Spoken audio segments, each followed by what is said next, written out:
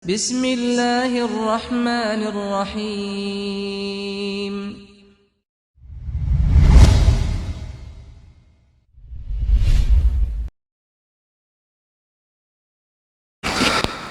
Assalamualaikum warahmatullahi wabarakatuh. Alhamdulillah rabbil alamin.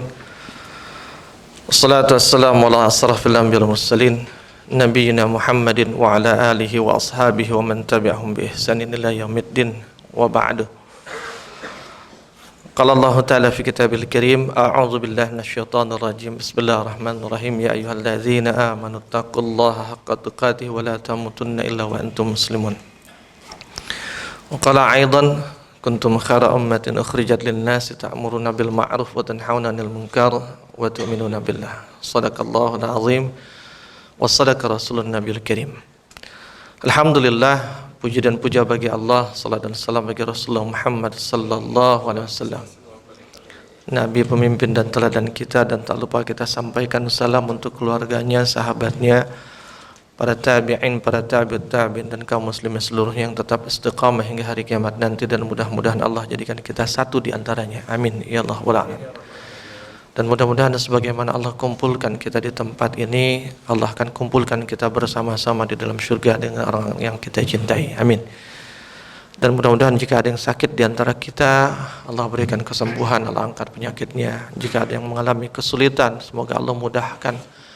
Jika ada yang mengalami kepayahan, semoga Allah bantu dan Allah tolong sehingga mendapatkan kekuatan.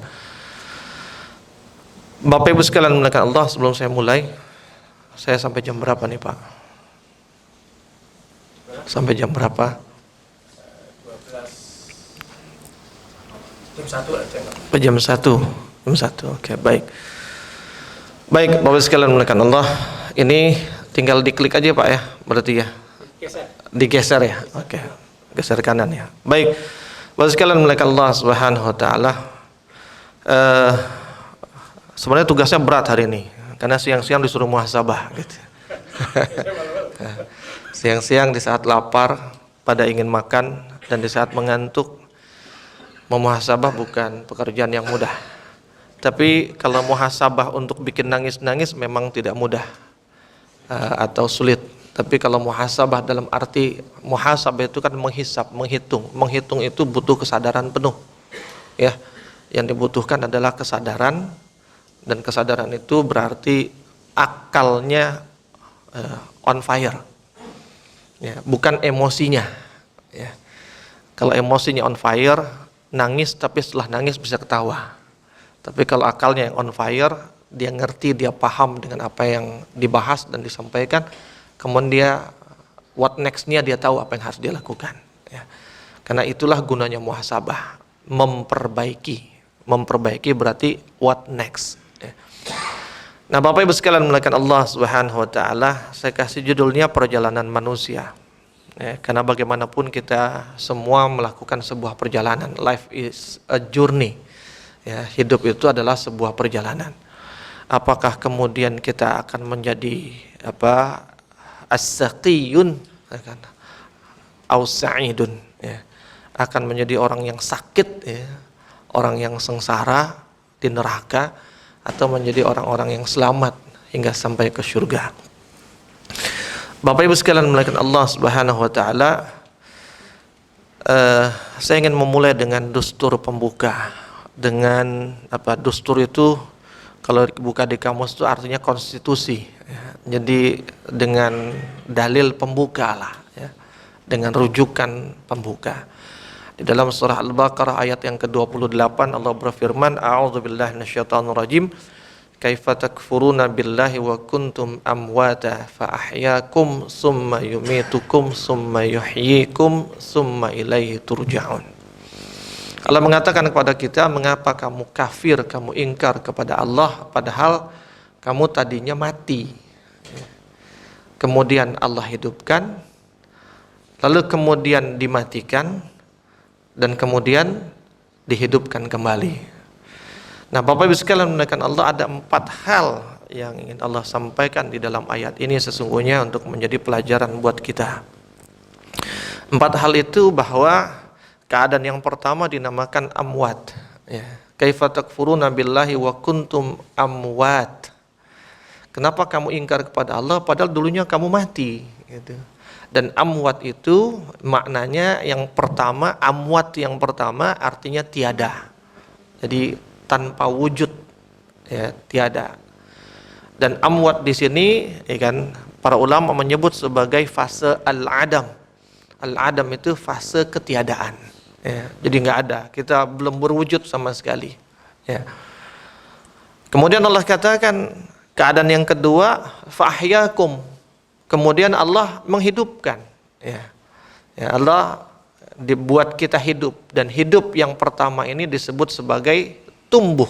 Ya, tumbuh. Karena prosesnya tumbuh dari setetes air menjadi setetes darah, menjadi segumpal darah, menjadi segumpal daging, sampai kemudian terbentuklah wujudnya, sampai kemudian dilahirkan. Setelah dilahirkan pun bertahap gitu proses pertumbuhannya, dari berbaring, tengkurap, kemudian merangkak, lalu duduk, lalu berdiri, berjalan, berlari, dan seterusnya. Itu proses tumbuh, dan prosesnya bertahap serta panjang. Ya. Fa'ahyakum summa yumitukum, dan kemudian Allah matikan. Di situ disebut dengan kalimat yumit, berbeda dengan amwat. Ya. Kalau amwat itu tiada, kalau yumit itu sudah ada kemudian dimatikan. Gitu. Ya, sudah ada, wujudnya ada kemudian dimatikan. Maka dia istilahnya sering disebut kebinasaan. Ya, binasa. Ya. Lalu kemudian yang keempat, Allah katakan summa yuhyikum. Fase yang keempat disebut dengan yuhyi, yaitu dihidupkan. Ya, jadi kalau yang pertama kan ahya, hidup, ya. Fase yang kedua dihidupkan kembali. Ya. Dan ini yang disebut dengan fase dibangkitkan. Ya.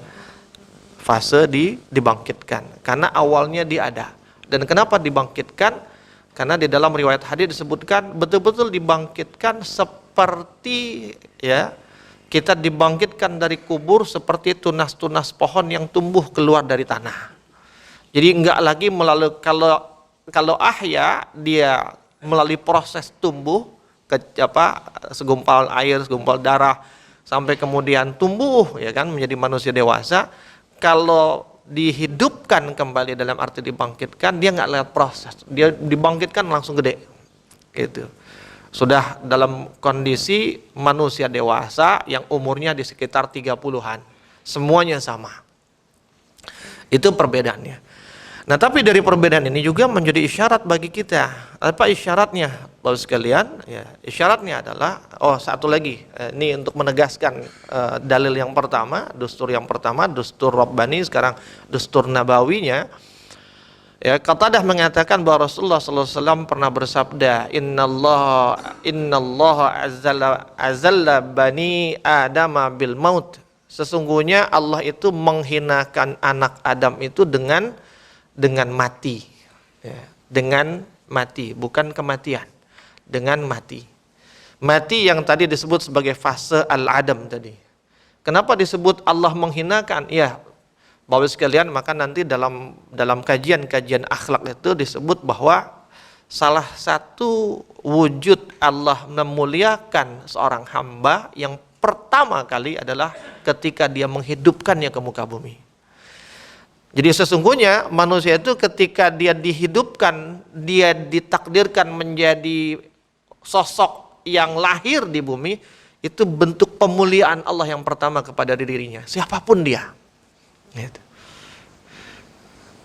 Artinya apa? Dari kondisi yang hina, yaitu mati, kemudian dimuliakan dengan hidup. Kenapa dikatakan hina mati itu? Karena ketika dia mati, dia tak pernah ada.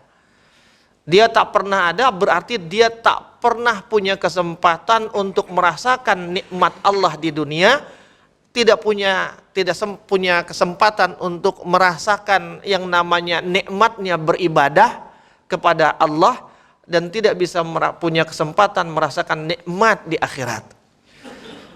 Kenapa yang dihidupkan itu dimuliakan? Karena pada saat dihidupkan, dia dimuliakan dari makhluk lainnya, menjadi manusia, ya. Dan bahkan dengan kemuliaan kemanusiaannya, dia juga diberikan peluang untuk memuliakan dirinya di dunia, dan diberikan peluang untuk mendapatkan kemuliaan di akhirat nanti. Tapi ketika dia tidak pernah dimunculkan, dia tidak pernah dimuliakan, tidak punya kesempatan untuk memuliakan, dan tidak punya kesempatan untuk dimuliakan. Nah, Bapak Ibu sekalian yang dimuliakan Allah Subhanahu wa taala, ya kan? Innallaha azalla bani adama bil mauti wa ja'ala dunya daral hayati. Ya kan? Dan menjadikan dunia sebagai negeri kehidupan, ya, summa dara mauti, dan lalu negeri kematian, wa ja'alal akhirata dara jazai summa dara baqa'in. Dan kemudian dia menjadikan akhirat sebagai negeri pembalasan, lalu negeri kekekalan. Ini penting Bapak sekalian, disebut sebagai darul jaza. Salah satu nama hari akhirat itu adalah yaumul jaza. Dan kita sering di dalam Al-Quran disebutkan bahwa Allah akan memberikan jaza, memberikan balasan atas setiap kebaikan kita. Namun hal jazaul ihsani illal ihsan misalnya disebut, dan hanyalah kebaikan balasan bagi kebaikan. Cuma manusia karena pengalaman hidupnya dunia sering, ya kan, menginterpretasikan jaza itu adalah apa yang dia dapatkan di dunia. Jika dia tidak dapat di dunia, maka seakan-akan dia nggak dapat jaza. Padahal bukanlah jaza, kecuali dia akan didapatkan di akhirat. Yang kita dapatkan di dunia itu apa? Dia bukan jaza. Yang didapatkan di dunia itu hanyalah konsekuensi logis. Ya. Jika dia taat, maka dia akan dikasih balasan atas ketaatannya. Jika dia berbuat baik secara umum, maka kebaikannya akan dibalas. Maka Allah membalas kebaikan orang semua, ya, manusia, mau dia mukmin ataupun ingkar. Ya. Jika seorang yang tidak beriman melakukan kebaikan, ya, dia sedekah gitu, dia ngasih orang, bantu orang gitu, dia berbakti sama orang tuanya, maka Allah akan balas kebaikannya itu di dunia. Ya, Allah akan kasih gantinya di dunia. Itu konsekuensi logis berlaku untuk siapapun. Ya, baik mukmin ataupun yang kafir. Dan Allah akan membalasnya dengan adil. Ya, Allah akan membalasnya dengan adil. Tapi bagi orang-orang beriman, Allah membalasnya dengan kasih sayang. Kenapa? Karena dia bukan cuma dapat keadilan di dunia, tapi dia mendapatkan rahmat Allah di akhirat nanti. Nah, Bapak Ibu sekalian memuliakan Allah Subhanahu wa taala. Jadi stop atau berhenti berpikir mengharap balasan dalam arti jaza itu di dunia. Karena jika kita hanya berharap jaza itu di dunia, maka kita seakan ingin memposisikan diri kita, seakan-akan kita minta kepada Allah, ya Allah, saya mah diperlakukannya kayak orang kafir aja, gitu. Dikasih balasan di dunia aja, gitu. Ya, Bapak sekalian memuliakan Allah Subhanahu wa taala. Nah, dari dustur tadi, Bapak sekalian, ada 4 yang menjadi pokok pembicaraan di dalam Islam. Yang ini perlu untuk terus kita renungkan, ya, perlu untuk terus kita renungkan. Apa 4 pokok perkara itu? Ya, 4 pokok perkara itu, ya, yang pertama adalah bahwa Islam berbicara tentang hidup dan kehidupan. Kenapa kok dibikin hidup dan kehidupan? Ya, Bapak sekalian, hidup itu sebuah keadaan. Kita hidup. Kehidupan dia sebuah proses berjalannya hidup kita. Ya. Hidup, makanya Hamka mengatakan hidup kalau sekedar hidup, ya, maka apa? Monyet, babi di hutan dan binatang-binatang lainnya pun hidup, gitu. Maka kalau kita cuma sekedar ngomong hidup, ya kita sama seperti makhluk lainnya hidup. Tapi yang membedakan kita dengan makhluk lainnya ketika kita bicara tentang kehidupan, ketika bicara tentang proses menjalani hidup ini. Seperti itu. Maka ketika bicara hidup dan kehidupan, kita bicara tentang bagaimana menjalani kehidupan. Kita bicara tentang bagaimana kita bekerja. Kita bicara tentang bagaimana kita meraih cita-cita kita. Bagaimana meraih kenikmatan. kenikmatan di dunia. Jika kemudian tadi sekadar bicara hidup, maka nanti akhirnya bekerjanya kita hanya akan seperti bekerjanya babi. Mencari kenikmatannya hanya sekedar seperti mencari kenikmatannya anjing. Apa yang terjadi pada binatang itu? Mereka makan apa saja yang bisa dimakan, mereka makan tanpa perlu berpikir apakah itu halal atau haram, apakah itu thayyib atau tidak thayyib. Ketika bicara tentang kenikmatan, mereka kawin siapa saja dikawinin. Nggak peduli itu ibunya sendiri, nggak peduli itu anaknya, nggak peduli itu saudaranya. Tapi berbeda manusia. Jika manusia bukan sekedar bicara hidup tapi tentang kehidupan, maka pada saat dia bekerja, pada saat dia mengupayakan hidupnya, maka dia ada perhitungan halal dan haram. Ada perhitungan thayyib dan tidak thayyib. Halal haram bukan hanya bicara zat, tapi halal haram bicara tentang bagaimana mendapatkan zat tersebut. Mungkin zatnya halal, tapi caranya haram. Maka apa? Tidak bisa dikatakan sesuatu yang halal sekalipun zatnya halal jika cara mendapatkannya dengan haram.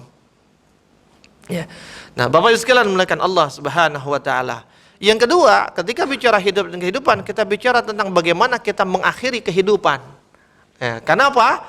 Karena kehidupan di dalam hidup itu ada dua hal absolut yang Allah berikan kepada kita. Dua hal absolut itu artinya dia nggak akan berubah dan dia diberikan kepada semua.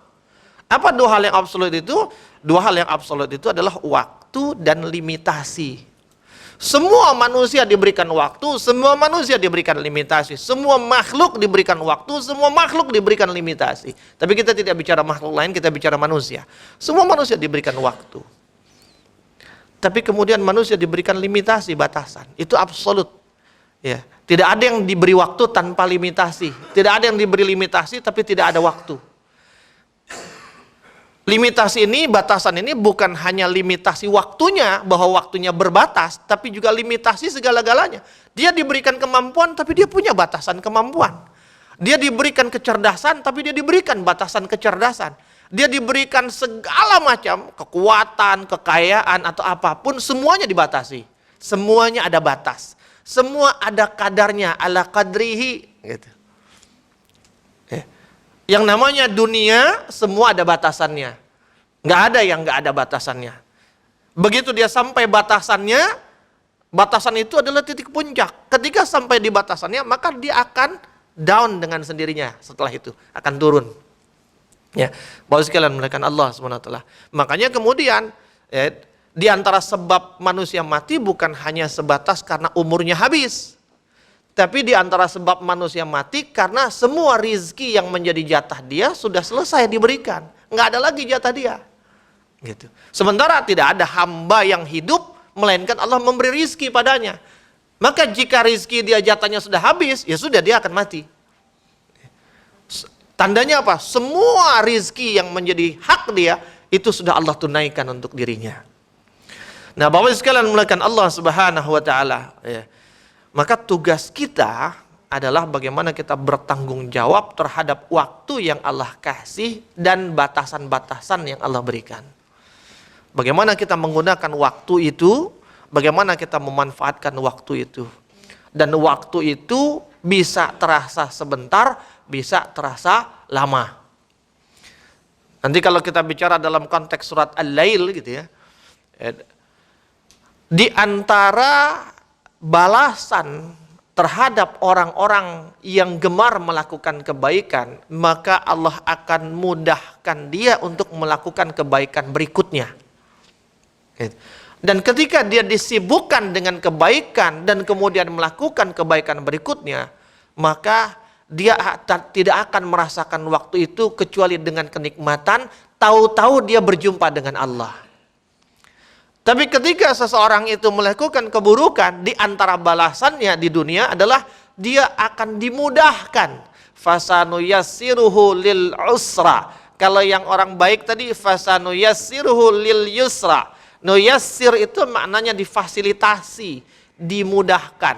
Maka Bapak Ibu sekalian, Jangan berpikir bahwa ketika kita dimudahkan satu urusan, terus kita nganggap, wah ini Allah ridha, gitu. Belum tentu. Ya, ketika Allah seakan-akan kok gampang bener ya difasilitasi. Gitu. Jika ternyata di dalamnya ada keburukan, maka boleh jadi sesungguhnya Allah sedang memudahkan kita untuk terjerumus. Sehingga apa? Gampang untuk melakukan keburukan yang lainnya. Nah, Bapak Ibu sekalian yang dimuliakan Allah Subhanahu wa taala. Dan ketika dia terbiasa dengan keburukan, dimudahkan melakukan keburukan, dan keburukan itu akan menimbulkan kegelisahan, maka dia akan merasakan seakan-akan hidupnya begitu panjang, dan panjangnya hidup dia berada dalam kegelisahan. Bapak sekalian, gelisah lama itu nggak enak. Gelisah sebentar aja nggak enak. Makanya orang yang gelisah itu biasanya depresi, dan kalau sudah depresi dia bisa kena penyakit fisik. Ya. Nah, Bapak sekalian menekan Allah Subhanahu wa taala. Lalu yang kedua, Allah juga bicara tentang mati dan kematian. Wa kuntum amwat. Allah bicara tentang mati dan kematian. Mati itu keadaan, kematian itu proses. Sebagaimana hidup dan kehidupan. Mati itu kita mati. Tapi kematian itu adalah proses menuju mati. Proses menuju mati dan proses di saat kematian datang serta proses setelah kematian itu terjadi. Maka doa kita apa?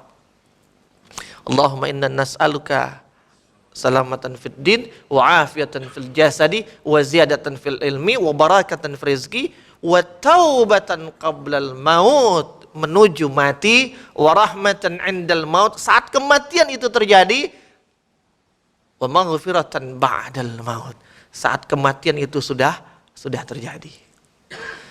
Nah, Bapak sekalian menekan Allah, dan hal ini menyadarkan kita bahwa yang namanya cita-cita itu, yang namanya kerja, yang namanya kenikmatan itu ada saat berakhirnya. Kapan akhirnya? Ya ketika keadaan mati itu terjadi. Tapi bukan hanya dia akan hilang ketika keadaan mati itu terjadi, tapi dia akan memberikan dampak pada saat proses menjelang kematian, saat di kematian itu terjadi dan setelah kematian. Bapak sekalian yang dimuliakan Allah Subhanahu wa taala. Artinya apa? Bekerjalah sesukamu, maka sesungguhnya balasan itu menanti kita.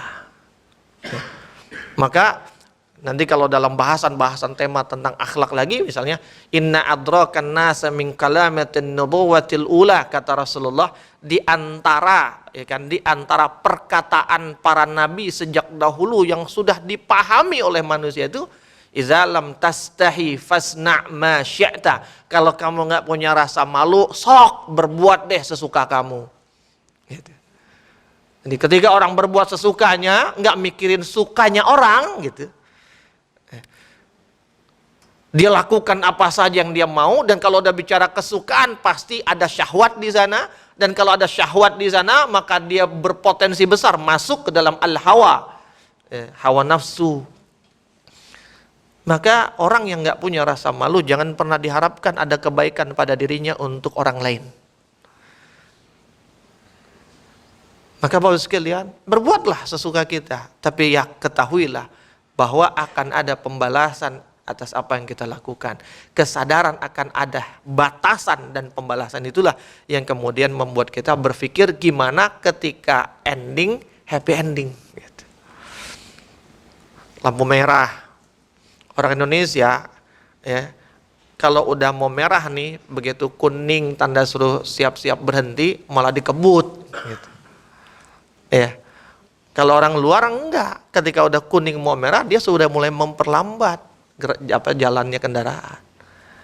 Artinya apa? Dalam kehidupan ketika sudah maghrib gitu ya, menjelang tenggelam isya gitu, akhir hidup, dia sudah mulai ngerem gitu. Gitu. Bukan malah dikebut. Makin jadi gitu. Makanya apa? Pepatah kita agak-agak, ntar saya bilang menyesatkan jadi salah gitu ya. Agak-agak kurang pas. Tua-tua keladi, makin tua makin jadi gitu. Wa sekalian memuliakan Allah SWT. Ya. Dan juga menunjukkan kepada kita ada batasan waktu dan kita nggak boleh lalai dan bersantai. Kita kerja Pak, tapi kerja ada time limit. Gitu. Ada orang sukses mengerjakan sebuah pekerjaan dalam waktu 10 tahun, tapi ada yang bisa mengerjakan dengan kesuksesan yang sama dalam waktu 5 tahun. Yang lebih baik yang 5 tahun. Ada orang, nih bisa nggak? Bisa. Kapan? Ya lihat aja nanti. Ya kalau lihat aja nanti mungkin semua orang bisa. Tapi kalau dibatasi, sekian bisa nggak? Wah kalau sekian mah nggak mungkin lah. Nah batasan itu penting untuk kita pahami Bapak sekalian. Baik dalam urusan dunia kita atau dalam urusan akhirat kita. Ya. Kita ada sesuatu yang harus kita penuhi. Kalau bisa nggak dipenuhi? Bisalah. Kapan? Ya kan panjang waktu. Oh enggak, sorry ada time limitnya. Saya kasih waktu paling lama 1 bulan. Bisa nggak? Maka apa? Kerja orang yang dengan time limit dengan kerja orang yang tanpa time limit akan berbeda. Ya, Bapak sekalian, kesadarannya akan berbeda. Ya kan? Lalu yang ketiga Bapak sekalian, ya, juga menyadarkan kepada kita tentang kehidupan setelah mati. Ya, kehidupan, jadi hidup dan kehidupan, mati dan kematian, lalu kehidupan setelah mati. Bukan hidup setelah mati. Karena sekedar hidup itu tidak akan terjadi. Tapi kita bicara kehidupan. Karena apa? Setelah mati, dia bukan sekedar hidup, tapi ada kehidupan yang kita jalani lagi. Setidaknya apa? Di situ nanti ada yaumul ba'ts, lalu yaumul mahsyar, lalu yaumul hisab, lalu yaumul jaza. Wah sekalian melakukan Allah. Dan setiap yaum itu, setiap tahapan-tahapan kehidupan yang kita lewati itu panjang waktunya, jauh lebih panjang daripada kehidupan yang kita jalani di sini. Nah, ketika bicara tentang kehidupan setelah mati, menyadarkan kepada kita bahwa ternyata ada kontinuitas antara kehidupan kita sebelum mati dengan kehidupan kita setelah mati. Gitu. Kenapa? Karena kita dibangkitkan di kehidupan yang kedua, dibangkitkan dengan sosok yang sama. Dan nggak lagi prosesnya dari awal, artinya nggak kembali dari nol. Dia menyambung. Itu menunjukkan bahwa kehidupan akhiratnya adalah kelanjutan dari kehidupan dunianya. Ada kompensasi atas apa yang dilakukan di dunia. Ad-dunya mazra'atul akhirah. Dunia itu adalah sawah ladangnya akhirat. Kita nanam di dunia, panennya di akhirat. Berhati-hati dalam mengupayakan hidup. Jadi kesadaran akan ada kehidupan setelah mati, di mana di saat itu kita menyambung, mempertanggungjawabkan ya kan, apa yang kita lakukan di dunia, membuat kita hati-hati ketika hidup di dunia ini, menjalankan kehidupan.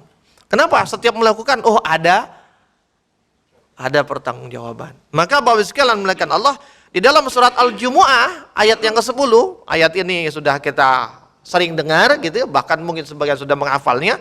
Apa kata Allah? A'udzubillahi minasyaitonirrajim. Fa idza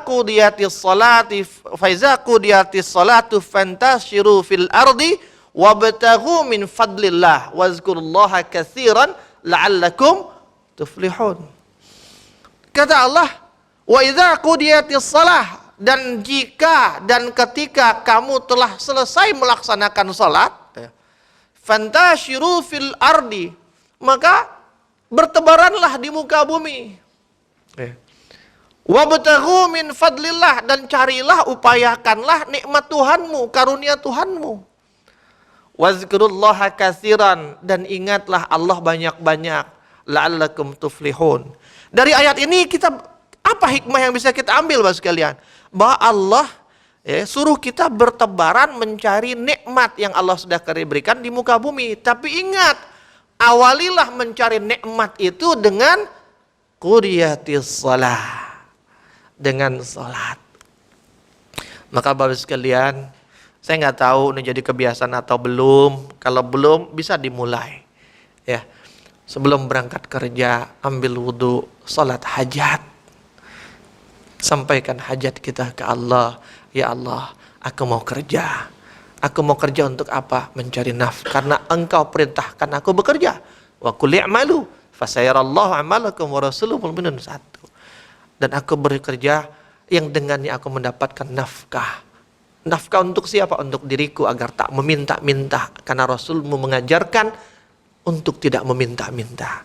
Nafkah untuk keluargaku. Karena itu menjadi kewajibanku yang Engkau berikan untukku. Dan bekerja untuk apa? Untuk memutar roda ekonomi sehingga dari apa yang kukerjakan itu memberikan manfaat buat manusia lainnya. Niatkan itu Pak. Salat sunnah hajat sebelum berangkat kerja. Kenapa? Nanti di ujung. Lalu kemudian juga Allah katakan, qudiyatis shalah fantashiru, baru berangkat fil ardi untuk wabtaghu min fadlillah. Tapi kata Allah, wazkurullaha katsiran, ketika nyari nikmat Allah itu ingat Allah yang banyak. Lagi kerja tuh ingat Allah. Bukan berarti lagi kerja sambil zikir, bukan. Bukan berarti lagi kerja waktunya sholat duha lantas duha ninggalin kerjaan, bukan. Yang dimaksud di antara makna wazkurullaha katsiran, artinya apa Bapak sekalian? Saat kita bertebaran di muka bumi, ingat Allah banyak-banyak, ingat apa yang sudah Allah berikan untuk kita. Kalau kita dapat itu bukan karena kita, tapi karena Allah yang kasih. Sehingga kita nggak lupa untuk bersyukur ketika dapat. Berapa banyak orang bisa sabar dengan kemiskinan, tapi dia lupa bersyukur di saat mendapatkan kekayaan. Bapak sekalian melakukan Allah. Dan ingat bahwa ketika kita mencari lalu mendapatkan, maka apa yang kita cari dan yang kita dapatkan itu ada pertanggungjawabannya. Sehingga apa? Ketika kita bekerja, ketika mencari, ingat cara-cara Allah yang dibolehkan yang mana, yang nggak dibolehkan yang mana. Sehingga walaupun hasilnya besar, kalau ternyata nggak dibolehkan bukan cuma Allah ngelarang. Ya, ngelarang dalam arti itu haram, enggak. Ingat surat Al-Qasas ayat 77 ketika Allah katakan wabtaghi fima atakallahu daral akhirah wa la tansa nasibaka minad dunya wa ahsin kama ahsanallahu ilaik wa la tabghil fasada fil ardi innallaha la yuhibbul mufsidin, kata Allah. Dan carilah segala kenikmatan akhirat yang telah Allah sediakan untuk kalian. Tapi kata Allah, la tansa nasibaka minad dunya. Jangan lupa untuk mengupayakan dengan maksimal segala kenikmatan yang Allah siapkan untuk kalian di dunia ini. Tapi mengupayakannya dengan apa? Wa ahsin, kata Allah. Dengan cara berbuat, bukan wahasan, tapi wa ahsin. Berbuat bukan berbuat baik, tapi berbuatlah yang lebih baik. Kama ahsanallahu ilaik. Dan bagaimana cara berbuat yang lebih baik pada saat mencari nikmat Allah di muka bumi? Allah kasih tunjuk, ya kan caranya. Kama, sebagaimana ahsanallahu ilaik, aku telah memberikan, telah berbuat yang lebih baik untuk kalian. Gitu. Jadi prototipe melakukan sesuatu yang baik, yang lebih baik adalah kebaikan Allah kepada kita, prototipenya. Allah tidak pernah mengasihi kita oksigen yang beracun, yang meracuni kita sendiri. Allah tidak pernah kasih air tanah yang buruk untuk kita, yang merusak, memburukkan air tanah kita sendiri. Bapak sekalian, Allah tidak pernah kasih sesuatu kecuali sesuatu itu dengan kesempurnaan fungsi dan manfaatnya untuk kita. Maka ketika kita mau bekerja, mau berbuat, melakukan sesuatu, lakukanlah dengan bukan sekedar hasan, tapi ahsan. Nanti kalau di teori continuous improvement, kaizen, ya kan? Proses improvement, ya kan? Perbaikan terus menerus. Enggak merasa cukup dengan yang baik, dia berusaha lebih baik. Sudah lebih baik, dia berusaha lebih baik. Itu ketika Allah katakan wa ahsin kama ahsanallahu ilaik. Dan Allah kasih catatan, wala tabghil fasad, Dan jangan kalian menyebabkan, bukan sekedar melakukan, menjadi sebab. Mungkin bukan karena kita, tapi sebab awalnya kita. Wala tabghil fasada fil ardi, jangan kalian melakukan menjadi sebab bagi kerusakan di muka bumi. Dan Allah katakan innallaha la yuhibbul mufsidin. Allah enggak suka. Allah gunakan bukan sesungguhnya Allah benci, tapi Allah sebut sesungguhnya Allah tidak suka. La yuhibbu. Kenapa? Kata ahabba yuhibbu itu hanya diberikan kepada orang-orang khusus dan mereka adalah orang-orang beriman. Maka ketika Allah sebut la yuhibbu, Allah cabut pemberian khusus itu dari diri kita. Bapak Ibu sekalian melakukan Allah. Apa yang menyebabkannya? Membuat kerusakan di muka bumi. Jangan atas nama, mohon maaf, atas nama mencari nafkah, atas nama menghidupi keluarga, atas nama pembangunan, lantas kita membuat kerusakan di muka bumi. Dan lalu kemudian Allah katakan, Bapak sekalian, ya, di ujung ayat 10 surat Al-Jumu'ah tadi, ya, wazkurullaha katsiran la'allakum tuflihun. La'ala itu sering diterjemahkan agar, tapi agarnya la'ala itu niscaya, gitu. Pasti kamu beruntung. Jadi Bapak sekalian, kenapa kita misalnya, saya tidak katakan wajib ya, kenapa kita kudu sholat hajat sebelum berangkat. Ya, lalu kemudian sungguh-sungguh berangkat ke kantor, nggak males-malesan. Lalu ketika bekerja, ingat nih kerjaan kita ada pertanggungjawabannya, gitu. Selembar kertas HVS yang kita bawa pulang bukan peruntukannya, itu akan ditanya sama Allah. Apalagi kalau berlembar-lembar, gitu. Ya, Bapak sekalian. Semenit waktu yang kita gunakan bukan untuk yang semestinya, itu akan ditanya oleh Allah Subhanahu wa ta'ala. Apalagi bermenit-menit, berjam-jam. Bapak sekalian, kita nggak ngerasain, tapi nanti itu catatannya akan dibuka ke kita. Iqra kitabak, kata Allah. Tuh, baca buku catatan amalmu. Bapak sekalian yang dimuliakan Allah. Kenapa kemudian kita tadi sholat hajat, kemudian kerja sungguh-sungguh, lalu kemudian ingat hati-hati saat kerja dengan wara dan qanaah, gitu. Dan kemudian banyak ingat Allah supaya kita beruntung, Pak. Muflihun. Kita mendapatkan keberuntungan di dunia dan keberuntungan di akhirat. Ada orang kerja nggak mau untung, kan nggak ada, gitu. Banyak orang mau untung, tapi syarat untungnya nggak dipenuhi.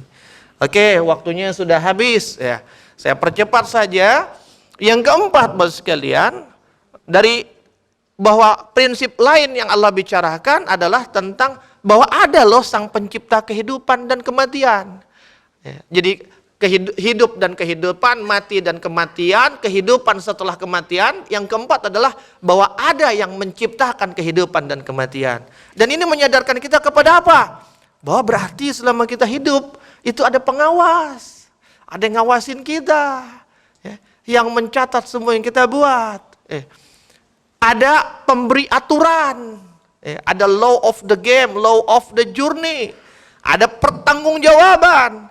Ya kan? Siapa yang mengawasi, yang membuat aturan, yang akan menuntut pertanggungjawaban? Allah Subhanahu wa ta'ala. Maka supaya kita patuhi itu semua, kenalilah Allah. Ma'rifatullah, belajarlah untuk ma'rifah dengan Allah.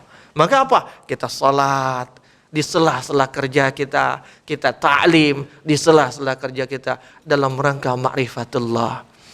Bapak Ibu sekalian yang dimuliakan Allah Subhanahu wa ta'ala, ya. Yang dengan 4 hal pokok itu, maka keislaman yang kita miliki itu akan sampai pada titik kemuliaannya. Kenapa? Karena ada iman dan ada ma'rifah di sana. Diri kita dengan keislaman yang seperti itu akan dimuliakan. Gitu. Dengan apa? Dengan amal saleh. Orang yang beriman, dia pasti akan beramal saleh. Dan bukan hanya itu, kita pun akan memuliakan. Ya, dengan keislaman yang kita fahami, kita akan memuliakan dengan ihsan. Kenapa? Karena Islam itu bicara akidah, ibadah, dan muamalah atau akhlak. Kata kunci dari muamalah itu adalah ihsan. Bapak sekalian memuliakan Allah Subhanahu wa taala, maka kita tanya hari ini, sudahkah kita menjadi mulia dengan keislaman yang kita miliki? Ya, dalam arti apa? Islam yang kita pahami, ya kan? Yang kita pahami ini, ya kan? Itu Islam yang memuliakan kita enggak? Karena banyak orang yang memahami Islam, tapi ternyata Islam yang dipahaminya bukan Islam yang memuliakan dirinya. Gitu. Yang kedua, sudahkah Islam memuliakan kita dengan pemahaman yang kita punya itu? Ya, Allah sekalian memuliakan Allah. Dan yang ketiga, sudahkah kita memuliakan manusia dengan keislaman yang kita punya? Ini berhubungan semua. Yang ketiga nggak mungkin tanpa yang kedua nggak mungkin tanpa yang pertama. Yang pertama pasti konsekuensinya lahir yang kedua pasti konsekuensinya lahir yang ketiga. Kalau ternyata yang ketiga kita belum, berarti ada yang salah di yang kedua dan yang pertama. Bicara tentang bagaimana kita ukurannya ini aja. Gimana? Sudahkah kita memuliakan orang tua? Sudahkah kita memuliakan tetangga, memuliakan tamu, memuliakan kaum muslimin yang lainnya? Bapak sekalian, bangsa ini ramai saling menghina, ramai saling menegasikan, ramai saling mencaci. Allah karim. Ya, Bapak sekalian, dan semua berawal dari hasad, dari kedengkian. Imam Syafi'i itu mengatakan, semua persengketaan itu bisa didamaikan, kecuali persengketaan yang sebabnya kedengkian. Jadi kalau persengketaan sebabnya karena kedengkian, dia tidak akan pernah bisa didamaikan. Kenapa? Sebelum kedengkiannya disembuhkan dulu. Jadi langkahnya apa? Selesaikan dulu dengkinya. Dengki itu apa? Hasad itu ada 3 tingkatannya, Pak. Hasad yang paling rendah itu kita nggak pengen orang tuh dapat nikmat, dapat kebaikan. Jika ternyata orang dapat kebaikan, maka kita berharap mudah-mudahan kebaikannya hilang. Gue doain, ya, biar rugi. Jika ternyata kebaikannya nggak hilang, maka yang dia lakukan apa? Dia akan berupaya, melakukan upaya untuk memastikan kenikmatan itu hilang. Dan bapak sekalian, kita dari kecil dididik dengan dengki yang paling akut. Dulu kecil suka main layangan, ada layangan putus kita kejar, kita ingin dapat. Begitu dikejar ternyata bukan kita yang dapat, yang ngejar banyak, yang dapat cuma 1. Apa yang dilakukan oleh yang lain? Dirampas, dirusak. Itu hasad yang level 3, Pak. Dari kecil kita begitu, Pak. Jadi kalau hari ini bibit-bibit itu ada dan tumbuh, ya, sekalian. 3 hari lalu anak saya kirim, yang bontot kirimin video, bibi nikah yang Abi bilang, apaan? Liatin videonya, ternyata 17-an, lomba 17-an, emak-emak, ibu-ibu bawa nampan di atas kepala, gitu. Ternyata begitu jalan ada yang jatuh, begitu jatuh dia langsung samperin yang lain, jatuh-jatuhin gitu. Allah karim. Itu namanya scarcity mentality, mentalitas scarcity. Smos penyakitnya, senang melihat orang susah, susah melihat orang senang. Dustur penutup. Mohon maaf ya Pak ya. Dikit lagi. Dustur penutup. Bapak sekalian, Rasulullah katakan, hadisnya banyak nih, dalam Sahih Muslim ada, Sunan Tirmizi, Ibnu Majah, Nasai, Ahmad, Darimi, ya kan? Itu ada semua dan semua statusnya sahih. Ya. Ada yang disahihkan oleh ijma ulama yang diriwayat Muslim, ada yang disahihkan oleh Albani, ada yang disahihkan oleh Syekh Shu'aib Al-Arnaut. Ya. Kullun nasi yaghdu faba'i'un nafsu famu'tikuha au mubikuha. Setiap manusia itu dari sejak pagi hari dia berangkat keluar. Untuk apa? Ya kan? Faba'i'u nafsahu, untuk menjual dirinya. Maksudnya apa? Bertransaksi. Dengan siapa? Dengan Allah. Ya. Wallazi gimana? Surat As-Saff ayat 10 tuh.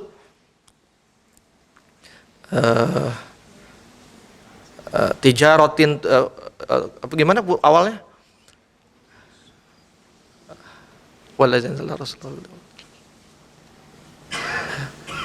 Allahumma shalli ala tijaratin tunjikum min azabin alim tu'minuna billahi wa rasulihi wa tujahiduna fi sabilillah. Itu kan transaksi yang kita lakukan. Itu dari sejak pagi kita bangun, kita langsung bertransaksi dengan Allah. Tapi kata Rasulullah, famu'tiquha. Di antara mereka yang bertransaksi menjual dirinya kepada Allah itu, ada yang dia membebaskan dirinya, ada yang membinasakan dirinya. Maksudnya apa? Membebaskan diri dengan cara apa? Dia menjual diri dengan cara melakukan ketaatan kepada Allah. Sementara yang membinasakan dirinya, dia menjual diri dengan mengikuti dan menuruti hawa nafsunya. Imam Hasan al-Basri mengatakan, termasuk belas kasihan Allah kepada hamba-hambanya ialah ketika dia memperingatkan mereka tentang siksanya. Bapak sekalian, jadi kalau kita lagi enak-enak hidup, tahu-tahu sakit. Lagi enak-enak kerja, untung tahu-tahu rugi. Lagi enak-enak, tahu-tahu nggak enak. Gitu. Itu bukti kasih sayang Allah. Allah tuh lagi ngingetin, jangan lalai. Jangan terlena dengan keuntungan, kesehatan, kesenangan yang kau dapatkan. Tandanya apa? Ada sesuatu yang salah mungkin dari yang sedang kita enak-enakin tadi. Maka perbaiki. Bapak sekalian. Kita dalam satu riwayat disebutkan, kita lagi asik-asik gitu ya. Ngobrol, bergaul. Tiba-tiba berdenging kuping kita. Kalau kata orang Indonesia apa? Kalau kuping denging. Lah ada yang ngomongin gitu kan. Itu dalam satu riwayat disebutkan, ketika tiba-tiba berdenging telinga kita, maka Rasulullah sedang menyebut nama kita. Kan itu jadi seperti early warning gitu. Mungkin itu kita lagi gimana, teng.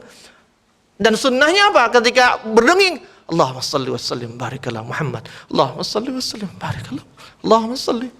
Terus bersalawat sampai denging itu selesai. Wah sekalian, kita lagi diingetin juga tuh gitu. Lagi lupa gitu, diingetin. Sekalian, dan terakhir,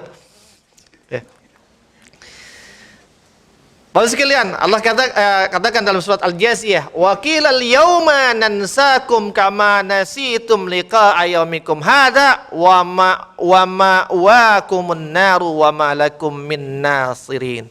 Dan dikatakan kepada mereka, pada hari ini kami melupakan kamu sebagaimana kamu telah melupakan pertemuan dengan harimu ini, dan tempat kembalimu ialah neraka jahanam, dan kamu sekali tidak memperoleh penolong. Bapak sekalian, kalau kita 4 konsep tadi itu, prinsip dalam Islam, nggak pernah kita ingat Pak, kita lupain, nanti di akhirat Allah akan lupakan kita Pak.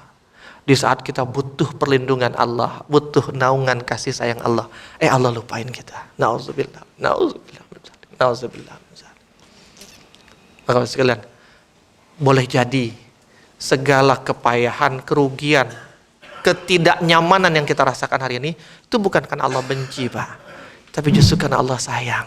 Allah lagi ingetin kita, perbaiki jalanmu nak, perbaiki jalanmu, karena aku tak ingin kau tersesat. Wallahu a'lam bishawab. Assalamualaikum warahmatullahi wabarakatuh.